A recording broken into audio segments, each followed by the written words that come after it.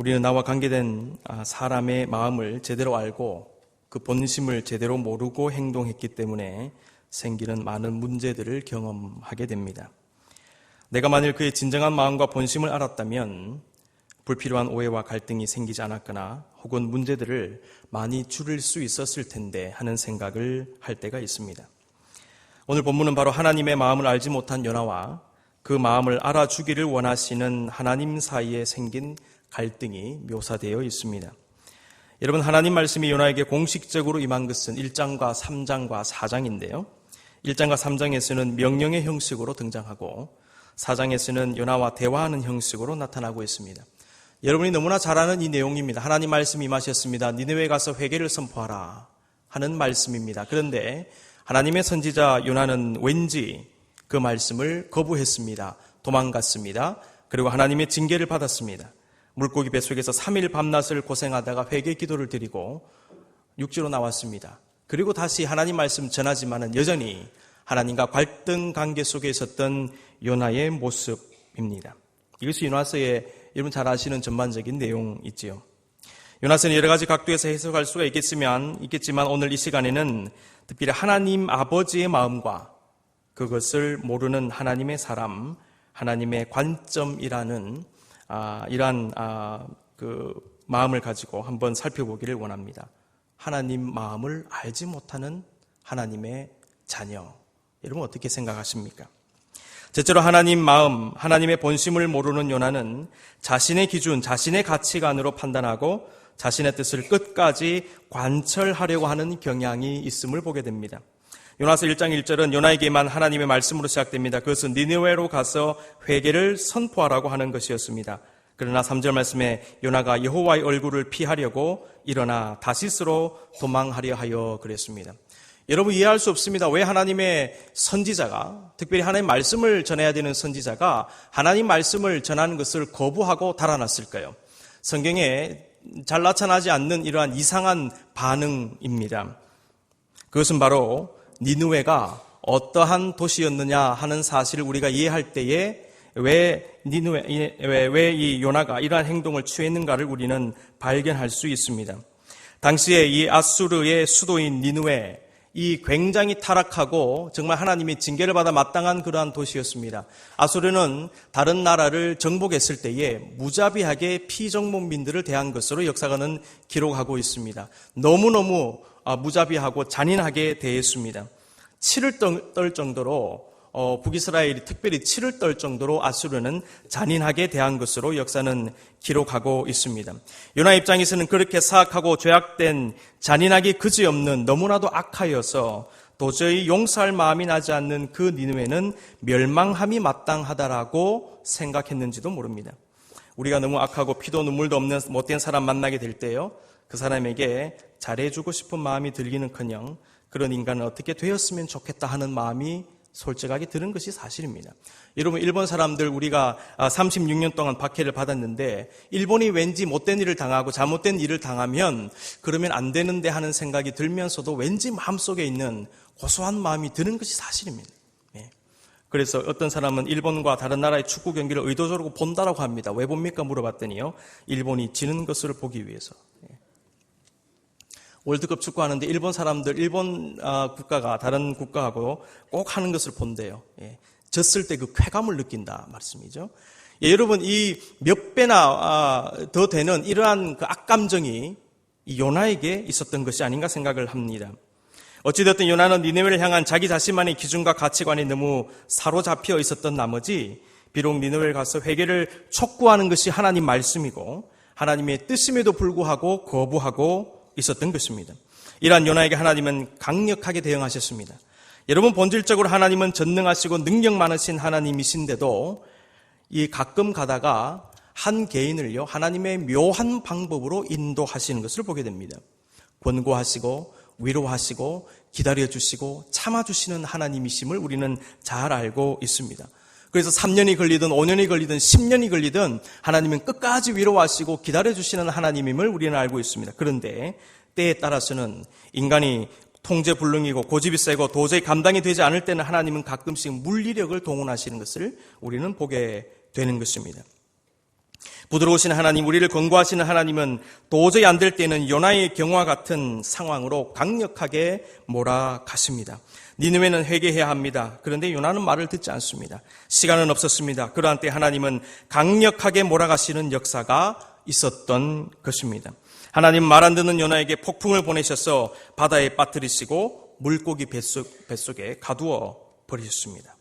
이러한 극단적인 하나님의 역사를 통해서 마침내 요나는 항복을 선언했습니다. 그리고 회개함으로 살아나오게 되었습니다. 그러한 때에 하나님은 다시 원래의 말씀을 주셨습니다. 여호와의 말씀이 두 번째로 요나에게 임하니라 이르시되 일어나 저 큰 성읍 니느웨로 가서 내가 내게 명한 바를 그들에게 선포하라 하신지라 그랬습니다. 한 번 뜻을 정하신 하나님은 다시 한번 요나에게 말씀을 선포하라는 명령을 주셨습니다. 요나는 순종하는 것처럼 보였습니다. 회개를 선포했습니다. 그래서 4절 말씀에 40일이 지나면 니느웨가 무너지리라고 하면서 하나님 말씀을 선포하게 되었습니다. 그런데 과연 요나가 전적으로 하나님 앞에 순종한 것일까요? 본문은 그렇게 말씀하지 않습니다. 3장 3절 말씀 보시면요, 니느웨는 사흘 동안 걸을 만큼 하나님 앞에 큰 성읍이다라고 기록하고 있습니다. 여러분, 사흘 동안 걸어야 할 만큼 큰 성읍이면 사흘 동안 온전히 돌아다닐 만큼 크다는 얘기입니다. 그런데 3장 4절 말씀 보시면 요나가 그 성읍에 들어가서 하루 동안 다니며 외쳐 이르되 40일이 지나면 니느웨가 무너지리라 그랬습니다. 3일 동안 돌아다녀야 다 돌아다닐 성읍인데 막상 전파할 때는 얼마 동안 전파했습니까? 하루 전했다는 것이죠. 이게 무슨 말일까요? 대충 전했다는 것입니다. 하기는 해야겠고 그냥 대충하고 끝내버렸다는 것을 성경은 말씀하고 있는 것입니다. 요나는 자신이 대충 선포하면 회개를 제대로 하지 않을 것 같고 그러면 니느웨는 자기가 바라는 대로 멸망할 것이고 그러나 자신은 어쨌든 니느웨에 가서 전했으니 자기가 할 책임은 없다. 자기는 할 바를 다 했다라고 생각했는지 모릅니다. 요나는 도망가다가 죽을 고생을 하고 겨우 살아나는 하나님의 징계를 받았음에도 불구하고 아직도 하나님 말씀에 전적으로 순종하지 않고 있었던 것입니다. 이것은 요나가 아직도 자신의 기준과 판단에 집착하고 있었던 것입니다. 무슨 기준과 판단입니까? 니느웨는 멸망해야 됩니다, 주님. 저렇게 사악한 인생들은 멸망당에 마땅합니다, 주님. 왜 저들을 용서하려고 하십니까? 저들은 멸망당해야 합니다. 아직도 자신의 기준과 판단에 집착하고 있었다는 것입니다. 그렇다면 왜 요나는 니느웨가 그토록 멸망하기를 바랬겠습니까? 왜 요나는 아직도 자신의 관점에 매몰되어 있었을까요? 요나는 니느웨를 향한 하나님의 진정한 본심을 알고 있지 못했기 때문입니다. 하나님의 본심을 제대로 알지 못하고 공감하여 하지 못하기 때문에 끊임없이 자신의 주장과 하나님 명령 사이에 갈등하며 투쟁하고 있었던 것입니다. 우리는 이러한 요나가 과연 하나님이 어떤 분이시라는 사실을 몰랐을까 의문을 가지게 됩니다. 과연 하나님이 어떤 하나님인지 요나가 과연 몰랐을까요? 성경은 알고 있었다고 말씀하고 있습니다.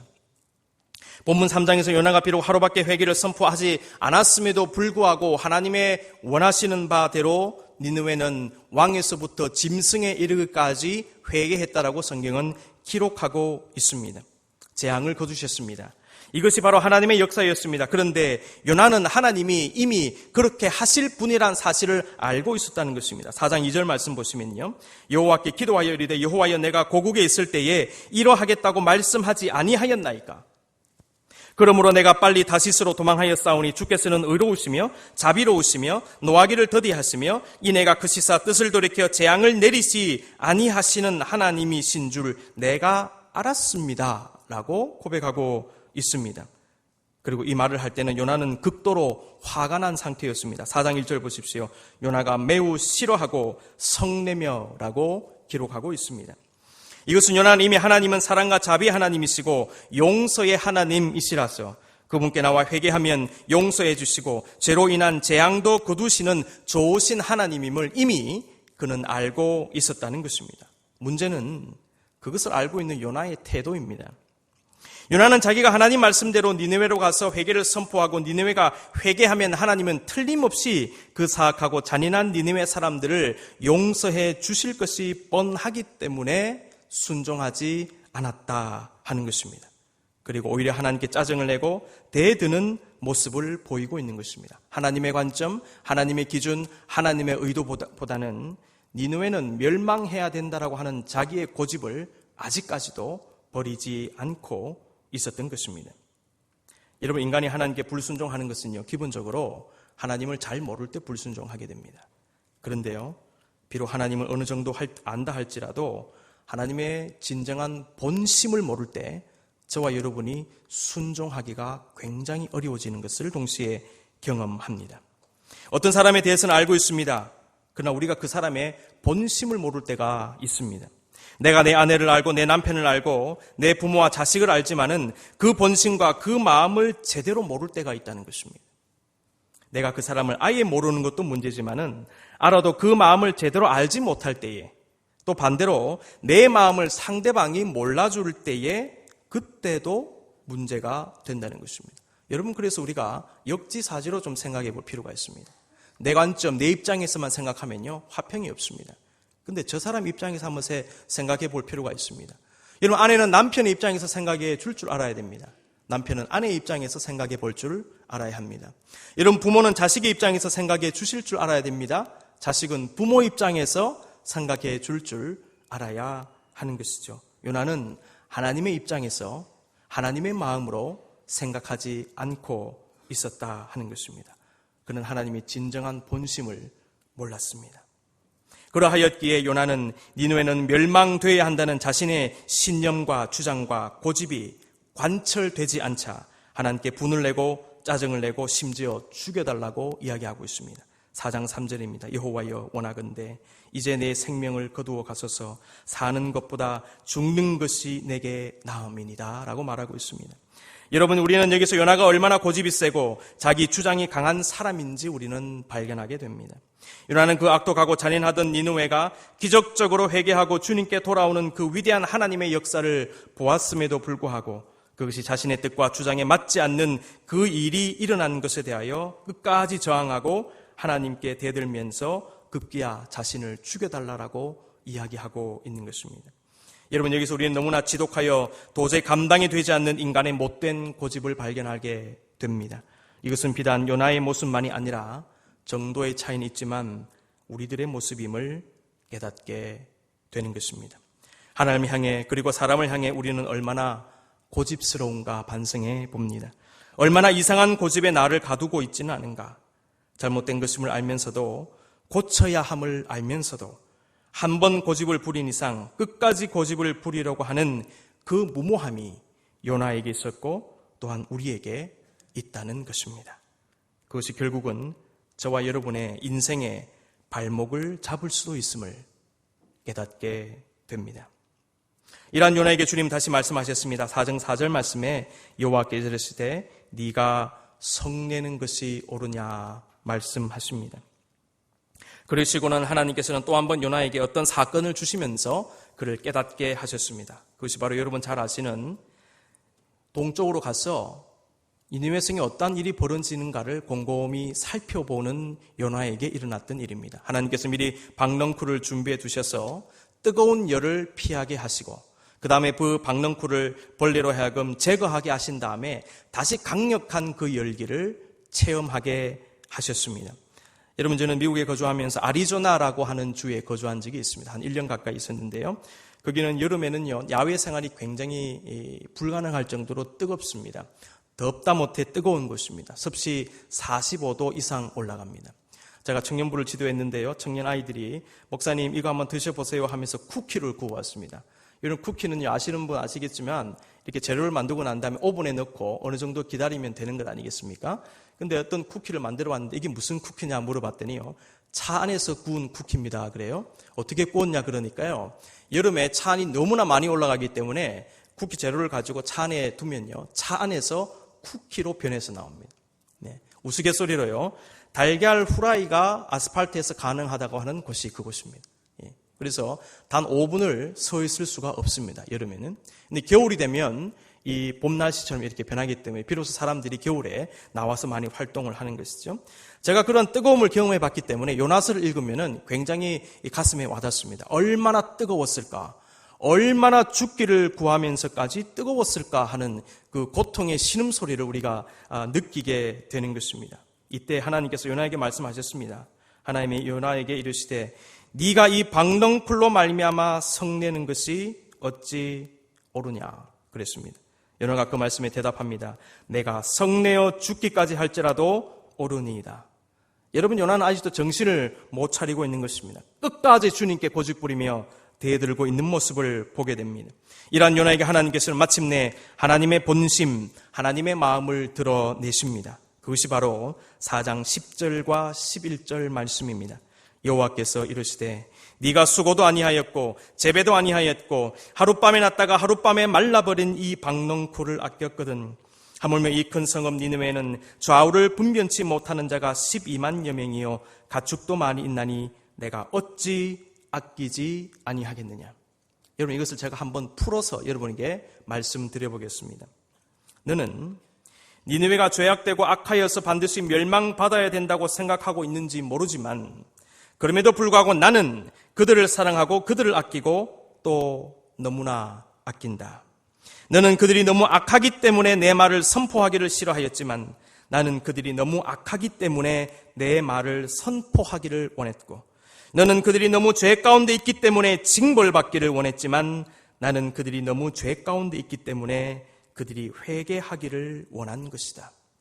너는 그들을 미워했을지라도 나는 그들을 지금도 사랑하고 아끼며 그들의 짐승들조차 너무나 아낀다. 이것이 그들을 향한 내 마음이다. 바로 이 말씀을 하신 것입니다. 여러분, 요나에게 드러내신 하나님의 마음, 하나님의 본심 속에서 우리는 무엇을 발견할 수가 있겠습니까? 첫째로 우리를 향한 하나님의 그 깊은 한량없는 사랑을 발견하게 됩니다. 그리고 요나와 같이 우리는 너무나도 하나님의 본심, 하나님의 마음에 대해서는 잘 모른다는 것도 깨닫게 됩니다. 하나님 마음을 제대로 알지 못하고 살아가는 하나님의 백성들이 얼마나 어리석은가를 생각해 봅니다. 부모 마음 제대로 헤아리지 못하고 살아가는 그 자식들이 얼마나 어리석은가 우리는 헤아리게 되는 것입니다. 지금도 우리 개개인을 향하신 하나님의 마음, 우리 가정과 우리 교회와 더 나아가서 이 세상을 향하신 하나님의 마음을 생각해 봅니다. 과연 그것이 무엇인지 우리는 생각해 보는 것입니다. 사랑하는 성도 여러분, 제가 단언컨대요, 하나님께서는 저와 여러분에게, 여러분 개개인에게 하고 싶은 말씀이 너무 많으세요. 그래서 예배 가운데, 성경 공부 가운데, 구역 모임을 통하여, 새벽 기도를 통하여, 철야 예배를 통하여, 어떤 모임과 형태를 통하여 말씀의 형태로 여러분에게 지금도 선포하시는 하나님의 그 마음을 읽으실 수 있기를 바랍니다. 여러분의 개개인의 상황이 다 다릅니다. 교회의 상황이 다 다릅니다. 가정의 상황이 다릅니다. 그런데 다른 상황 속에서 하나님은 여러분에게 필요적절한 말씀을 주고 계신다는 것입니다. 여러분 인생 살면서 얼마나 하나님 마음 한번 헤아리고 사셨습니까? 하나님이여 내 마음을 헤아려 주옵소서. 우리 가정의 문제를 해결해 주옵소서. 내 인생길을 돌봐 주옵소서. 우리가 기도를 많이 했지만 하나님이여 내가 주님 마음 알기를 원합니다. 얼마나 기도해 보셨습니까? 경주 남부교회를 향하신 하나님의 마음을 얼마나 헤아리시면서 이 교회에서 예배하고 섬기시고 계십니까? 불교의 도성인 이 경주 땅에 대한 하나님의 마음을 얼마나 헤아리시면서 이 땅을 위해 기도하고 계십니까? 세월호 사건 제가 외국에서 보았습니다. 통탄했습니다. 이렇게 문제 많고 환난 많은 이 땅을 바라보시는 하나님의 마음을 얼마나 우리가 이해하며 신앙생활하며 한국교회를 지키고 있는지 우리는 돌이켜보아야 할 것입니다. 둘째로 우리가 하나님 마음을 알 때에 비로소 사람들을 향한 마음이 달라질 수 있습니다. 내가 하나님 마음 알 때요, 다른 사람을 보는 눈이 달라진다는 것입니다. 왜 그럴까요? 그 하나님 마음을 가지고 그 사람 바라보기 때문에 그렇습니다. 내가 하나님 마음 알 때 교회를 향한 내 자세와 마음이 달라집니다. 내가 하나님 마음 알 때 이 땅을 향한 나의 자세와 마음이 달라집니다. 미워하던 사람이 불쌍히 여겨지며 사랑의 대상으로 보이기 시작한다는 것이죠. 여러분 인생들은 믿음의 대상이 아닙니다. 믿음의 대상은 오직 하나님입니다. 사람들은요, 우리의 사랑이 필요한 사람입니다. 사람을 믿음의 대상으로 생각하지 마십시오. 사랑의 대상이 되어야 합니다. 그런데 하나님의 사랑의 마음을 우리가 이해하지 못하면, 그 마음 내가 품지 못하면 사람 절대 사랑할 수 없습니다. 왜 그런 줄 아십니까? 문제 덩어리거든요. 인생은 본질적으로 죄악된 존재이기 때문에 우리가 그것 생각하면 사랑할 마음이 생기지 않습니다. 나 자신 마찬가지입니다. 그런데요, 내가 하나님 마음 이해하고 그 마음 품을 때 비로소 사람이 사랑의 대상으로 보이게 된다는 것입니다. 니느웨가, 이 요나가 왜 니느웨를 미워했냐면 하나님의 마음을 품지 못했기 때문에 저들은 회개의 대상이 아니라 징벌의 대상으로만 생각했다는 것입니다. 그래서 하나님 말씀에 거역하면서까지 끝까지 하나님께 저항하고 대항했던 요나의 모습이라는 것입니다. 세 번째로, 우리가 하나님 마음 알 때에 우리는 비로소 하나님의 사명을 깨닫게 됩니다. 이전에 요나는 하나님의 명령을 억지로 수행했습니다. 그것은 자신의 사명이요 자신의 비전이라고는 생각하지 않았습니다. 그것은 단순한 심부름 정도에 불과했습니다. 여러분, 요나가 혼이 났습니다. 그리고 순종하는 척 했지요. 3일 만에 돌아가야 할 그 땅을 하루 만에 하고 치워버렸습니다. 이것은 사명이 아닙니다. 비전이 아닙니다. 심부름입니다, 여러분. 우리가 하나님의 본심을 제대로 알지 못하고 사역을 감당할 때 그것은 심부름에 불과한 것입니다. 절대 사명자라고 얘기할 수 없습니다. 비전의 사람이라고 얘기할 수 없습니다. 그냥 심부름하는 것입니다. 요나는 심부름한 사람이었습니다. 사명자가 아니었습니다. 왜냐하면 하나님의 마음을 품고 그것을 자기의 사명화하지 못했기 때문입니다. 우리가 하나님의 마음을 알 때 비로소 거기서 사명을 발견하고 하나님의 일이 내 일이 된다는 것입니다. 여러분, 경주남북교회를 향하신 하나님의 마음을 생각하실 때에 경주남북교회에 담아두신 하나님의 사명을 비로소 발견하게 되는 것입니다. 그렇지 않으면요, 여러분 그냥 출석만 하시고요, 심부름 어느 정도 하다가 인생 끝나게 된다는 것입니다. 하나님 마음을 제대로 아십시오. 제대로 깨달으십시오. 그렇다면 이 경주남북교회에 우리가 무엇을 해야 되는가, 어떤 사명인가, 어떤 비전인가를 비로소 발견하게 된다는 것입니다. 경주 땅을 향한 하나님의 마음을 이해할 때에 이 경주 땅을 위해서 우리 교회가, 나 개인이, 우리 가정이 무엇을 해야 될지 비로소 보이는 것입니다. 세계 많은 선교사들이 파송되어 있습니다. 그들이 목숨 걸고 그냥 나간 게 아닙니다. 하나님 마음을 먼저 확인하고요, 아프리카와 중국 땅을 향한 그 하나님의 마음을 확인할 때에 그 지역의 사명이 나의 사명이 된 것입니다. 그러니까 목숨 바쳐 나가게 되는 것입니다. 여러분, 하나님 마음 발견하실 때 여러분 가정에 담아두신 사명을 발견하십니다. 여러분의 구역과 여러분의 부서기관에 담아두신 하나님의 비전과 사명이 눈에 보이게 될 것입니다. 우리가 우리와 함께하는 사람들의 진정한 마음, 본심을 알 때에 오해와 문제와 갈등은 해결되고 그 관계 속에 행복이 깃들 수가 있습니다. 우리가 하나님 마음을 알 때 우리를 사랑하시는 그 하나님을 바로 보게 됩니다. 그 하나님의 마음으로 사람을 보게 됩니다. 그 하나님의 본심을 통하여 나를 향하신, 그리고 우리를 향하신 하나님의 비전을 발견하게 되는 것입니다. 사람끼리 사랑의 대화를 통하여 우리는 서로의 마음을 알 수가 있습니다. 마찬가지로 하나님과의 깊은 대화와 기도를 통하여, 말씀을 통하여 우리는 주님의 마음을 알아가야 할 것입니다. 하나님 마음 알아갈 때에 우리의 삶은 비로소 변화될 것이기 때문입니다. 마지막으로 제가 이야기 하나 해드리고요, 오늘 설교 마무리하겠습니다. 평생을 일그러진 얼굴로 숨어 살다시피 한 아버지가 있었습니다. 그에게는 아들과 딸이 있었는데요, 심한 화상을 입어서 자식들을 돌볼 수가 없었기 때문에 그들을 고아원에 맡겨놓고 시골의 어느 외딴 집에서 홀로 살고 있었습니다. 한편 아버지가 자신을 버렸다고 생각한 자식들은 아버지를 원망하면서 자라났습니다. 어느 날 아버지라며 나타난 사람은 화상을 입어 얼굴이 흉하게 일그러져 있었고 손가락은 붓거나 없는 그런 모습이었습니다. 저 사람이 나를 낳아준 아버지란 말이야? 자식들은 큰 충격을 받았습니다. 차라리 고아라고 생각했던 시절이 더 좋았다며 아버지를 외면해 버렸습니다. 시간이 흘러 자식들은 성장해서 결혼을 하고 가정을 이루었지만 아버지는 여전히 사람들 앞에 모습을 드러내지 않고 혼자 외딴 집에서 지냈습니다. 몇 년 뒤 자식들은 아버지가 돌아가셨다는 소식을 들었습니다. 그동안 왕래가 없었고 아버지를 인정하지 않고 살았던 자식들이기 때문에 아버지의 죽음 앞에서도 별다른 슬픔이 없었습니다. 하지만 자신을 낳아준 아버지의 죽음까지 외면할 수 없어서 시골의 그 외딴 집으로 찾아갔습니다. 외딴 집에서는 아버지의 차가운 주검만이 기다리고 있었습니다. 마을 노인 한 분이 문상을 와서 아버지께서는 평소 버릇처럼 화장은 싫다며 뒷산에 묻히기를 원했다라고 알려주었습니다. 하지만 자식들은 아버지를 산에 묻으면 명절이나 때마다 찾아와야 하는 등 번거롭고 귀찮아서 화장을 그냥 해버리겠다고 했습니다. 아버지를 화장하고 돌아온 자식들은 다시 아버지의 짐을 정리해서 태우기 시작했습니다. 평소 덮었던 이불이랑 옷가지를 비롯해서 아버지의 흔적이 배어있는 물건들을 몽땅 끌어내서 불을 질렀습니다. 마지막으로 책들을 끌어내서 불 속에 집어넣다가 빛바랜 아버지의 일기장을 발견하게 됩니다. 불길이 일기장에 막 붙는 순간 왠지 이상한 느낌이 들어서 얼른 꺼내서 불을 껐습니다. 그리고 연기가 나는 일기장을 한 장 한 장 넘겨가면서 읽기 시작했습니다. 아들은 일기장을 읽다가 그만 통곡하고 말았습니다. 일기장에는 아버지께서 보기 흉한 얼굴을 가지게 된 사연이 쓰여 있었던 것입니다. 아버지의 얼굴을 그렇게 만든 것은 바로 자기 자신들이었습니다. 일기장은 죽은 아내와 아이들에게 쓰는 편지로 끝이 났습니다.